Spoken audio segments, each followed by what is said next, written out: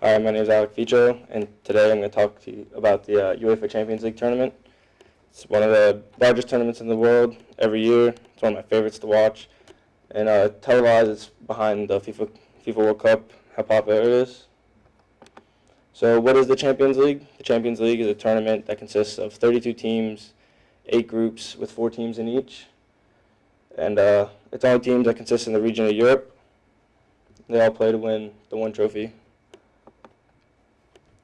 So with the 32 teams, there's the Champions League draw, which is played live on television. Each team's name is put into a bowl with 4 separate bowls, and they'll have a famous athlete that is retired or something like that come up, draw a little ball of the name, show the name to the crowd, and then they'll put them in that group, so it'll be A through, I think it's F. And so they'll put the top teams in there. And then the one rule about the draw is that no teams from the same country can be in the same group. So if you have 2 teams from Spain, they have to be in separate groups. They can't play each other again. And then here's some photos from the live Champions League draw. So it's actually A through H. And they have all the teams go through with 32. And so with the Champions League, there's many different leagues and tournaments associated with it. So the UEFA Champions League is primarily just in Europe. There's the Europa League, which is just under the UEFA League. So if you win the Europa League, you get to play in the UEFA Champions League. So there's also the FIFA Club World Cup, which is where the winner of the UEFA Champions tournament goes. But along with that, there's the Asian Champions League, the CONCACAF Champions League, and other continents of the world. And so they usually get together once they find a winner of all that to play in the FIFA Club World Cup. So within the tournament, there's 5 stages. There's the group stage, where every team will play each other twice out of the 4 teams. And then the top 2 finishing teams in those groups will move on to the round of 16, where they'll do another draw.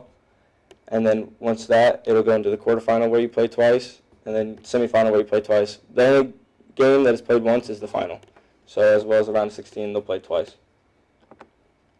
So the qualifying works is that there's several different continents and several different regions in Europe that have clubs. So since England, Germany, and Spain are the top-ranked clubs for the leagues in the world, they get to bring the top finishing 3 to 4 teams to play in the UEFA Champions League. So it's according to SB Nation. So other teams in lower-level continents, lower-level regions of Europe, their teams can play in qualifying games to make it to the Champions League. So the round of 16, the quarterfinal, the semifinal, are all played on aggregates, and so played twice.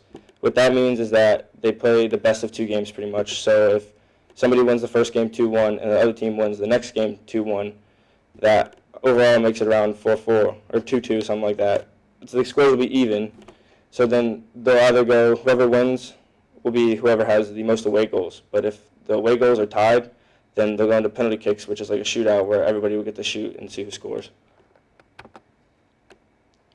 So, like I said, the winner of the UEFA Champions League gets to move on to the FIFA Club World Cup, which is one of the larger FIFA tournaments besides the actual World Cup with the nations.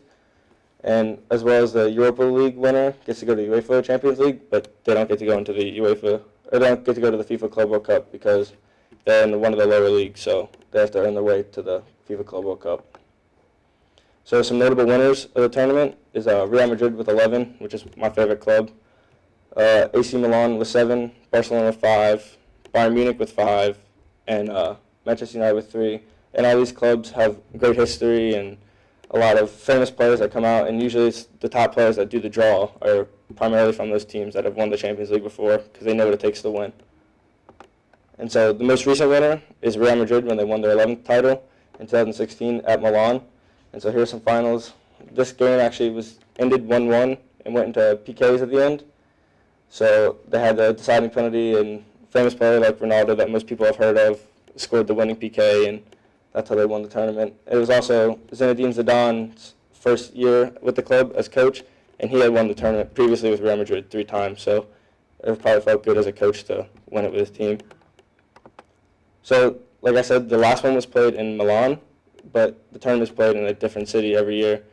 So that's decided because UEFA ranks the stadiums off of categories. So the largest stadium will be a Category 1, and the smallest stadium will be like a Category 4. And I read on Quora.com, where I got this information from, that the smallest Category 4 stadium can only hold about 8,000 fans. And that's primarily small because a Category 1 can hold over around 50,000, 36, as many people as possible to get in from all over Europe to watch one of the biggest games in the world. And so they'll just get together every year and they'll pick where it's going to be played, the UEFA Association. And so this is a photo of the 2016 Milan final, how they had all these great things, and usually along with the pictures and the people and the fans and the banners, they have the Champions League song, which is pretty well known. I couldn't find a link to put it on here, but it's a pretty catchy song once you put it on for everybody, and you won't catch a single person not singing the song in the stadium. And so here are my sources. And yeah.